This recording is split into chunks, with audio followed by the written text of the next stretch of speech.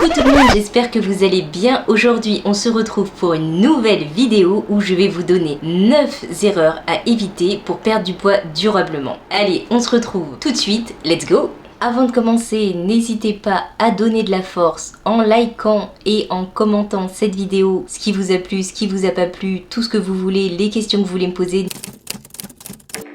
La première erreur à éviter pendant une perte de poids, c'est de vouloir perdre trop vite. Je sais que c'est compliqué de se dire oui, ça va mettre peut-être 1 an, ça va mettre peut-être 6 mois. C'est compliqué. Il faut avoir énormément de patience. Vous n'avez pas pris ce poids en 1 semaine, vous avez dû le prendre peut-être en 2 mois, peut-être en 4 ans, peut-être en 5 ans, j'en sais rien. Mais en tout cas, c'est pas en 2 semaines que vous allez perdre tout le poids accumulé pendant toutes ces années. Donc soyez patient, petit à petit vous allez voir des résultats quand vous allez prendre vos mensurations, quand vous allez prendre les photos et que vous allez regarder les avant-après, vous allez voir des évolutions et ça vous fera plaisir. Mais s'il vous plaît, ne le faites pas trop vite parce que vous allez reprendre le double avec ces régimes miracles où vous devez manger que des pommes ou que de la viande ou des choses comme ça. C'est pas ce qu'il faut. Ça va aller, ça va le faire. Si vous voulez vraiment une perte de poids durable, c'est ce qu'il faut faire. Il est conseillé en plus de ça de perdre entre 0,5 et 1 kg maximum par semaine pour pouvoir avoir une perte de poids durable et pour pas que ce soit très dangereux pour la santé. Ah oui, j'allais encore oublier. Petit disclaimer, je suis obligée, je suis vraiment désolée, mais c'est comme ça. Je ne suis ni coach sportif, ni nutritionniste encore une fois. Je vous donne juste quelques astuces qui vont vous permettre de perdre du poids durablement. Ce que j'ai mis en place aussi, quelques erreurs aussi que j'ai pu faire moi-même de mon côté, mais je ne vous dis en aucun cas de les respecter ni de ne pas les faire, c'est vous qui choisissez, c'est vous qui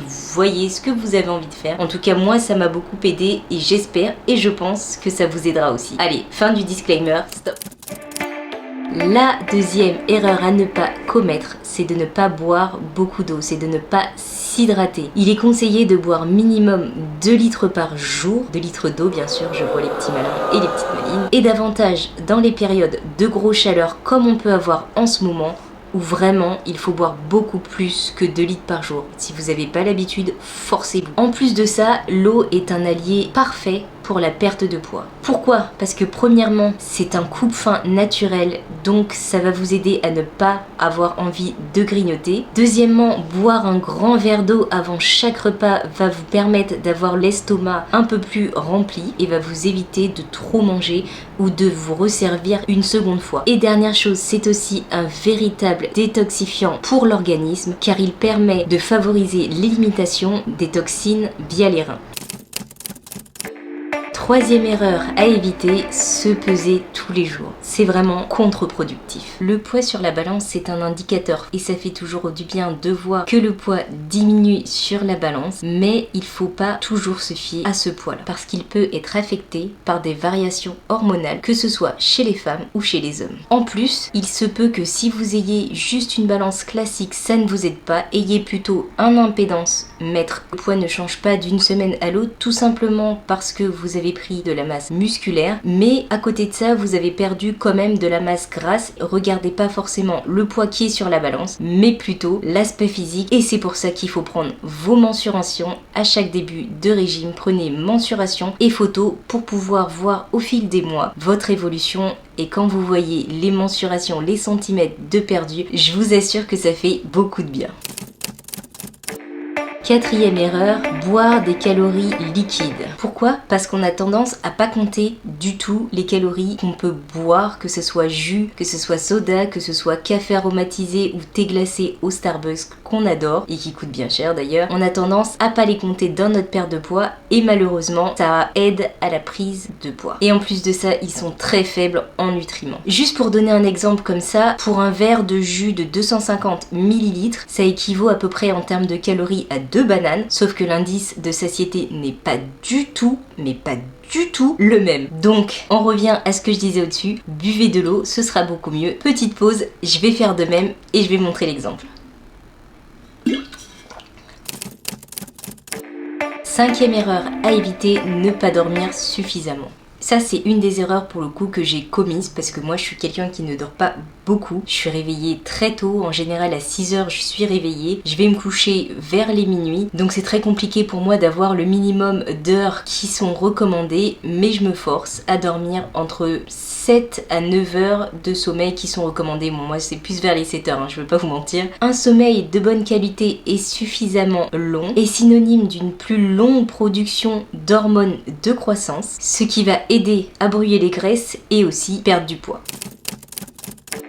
Sixième erreur à éviter, penser H24 à sa perte de poids. Être stressé, être anxieux, ça va pas vous aider à perdre du poids. Le stress peut engendrer la prise de poids tout simplement. Pourquoi? Parce que quand on est stressé, certaines personnes ont envie de manger, ce qui est mon cas. Quand je suis stressée, j'aime bien manger, j'ai des fringales, même si j'ai pas faim, j'ai envie de manger quand même.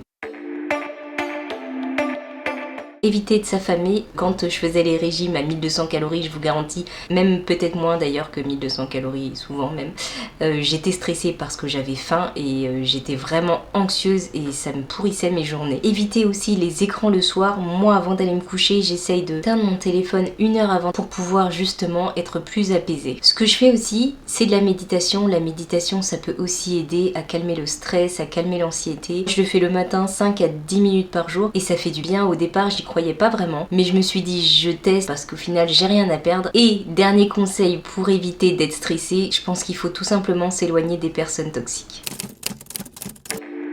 Septième erreur à ne pas commettre, ne pas faire de sport pendant une perte de poids ou ne pas augmenter son NEAT. Tout simplement parce que faire du sport c'est important, ça va vous permettre justement de vous retonifier un petit peu parce que en perdant du poids vous allez forcément avoir un petit peu le corps un peu plus flasque que d'habitude. Donc le mieux c'est de faire un petit peu de sport, 3 séances de sport par semaine si c'est possible. Rien que faire 10 000 pas par jour, ça vous permet de brûler 3500 calories en une semaine, ce qui est vraiment pas négligeable pour une perte de poids. La musculation, le fitness, c'est très bien, mais en même temps, si vous faites à côté 10 000 pas par jour, plus le ménage qui fait perdre des calories, plus la vaisselle, etc., vous allez forcément perdre davantage de poids. Je vais vous mettre en lien dans la description une application qui s'appelle WeYards, où vous allez pouvoir justement compter vos pas toute la journée et ensuite pouvoir vous faire gagner de l'argent. Donc c'est tout bénef. Vous marchez, vous brûlez des calories et en plus de ça, vous pouvez gagner de l'argent. Attention, je vous dis pas que vous allez gagner de l'argent